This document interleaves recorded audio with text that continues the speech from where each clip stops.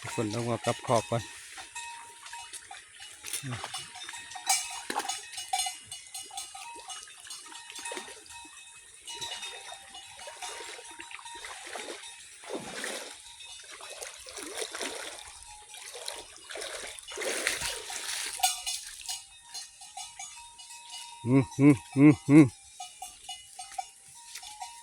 กับขอบเด้อทุกคน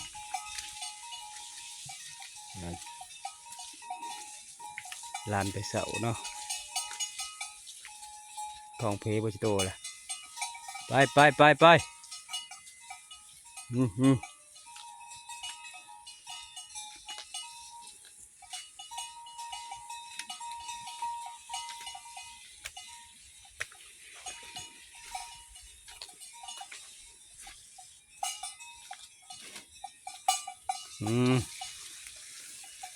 เดิ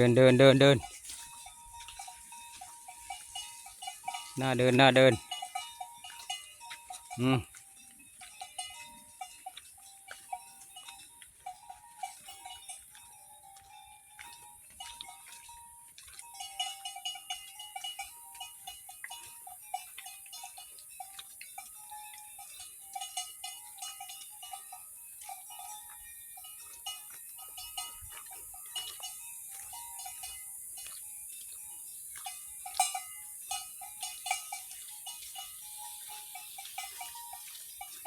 ตอดงัวครับแรงก็ได้พี่น้องเด้อ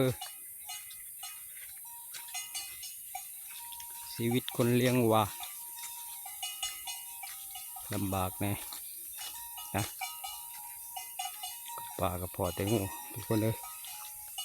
อันตรายเด้อช่วงไปน้ำป่าน้ำดงอันตรายงูผิดออกเยอะนะวางด้วยเด้อทุกคนเด้อเกือบ2-3 ครั้งแล้วสำหรับข่อยเองเสียวอันตรายดงน้ำป่าหาเห็ดหาหอนก็ดีเด้อพี่น้องเด้อระวังด้วยเด้อทุกท่านทุกคนอันตราย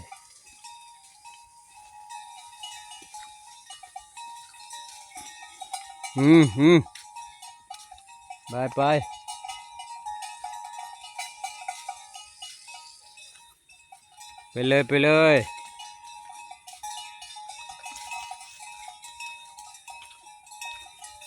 มาตลาดงัวทุกคนอะไรงัวกับขอกก่อน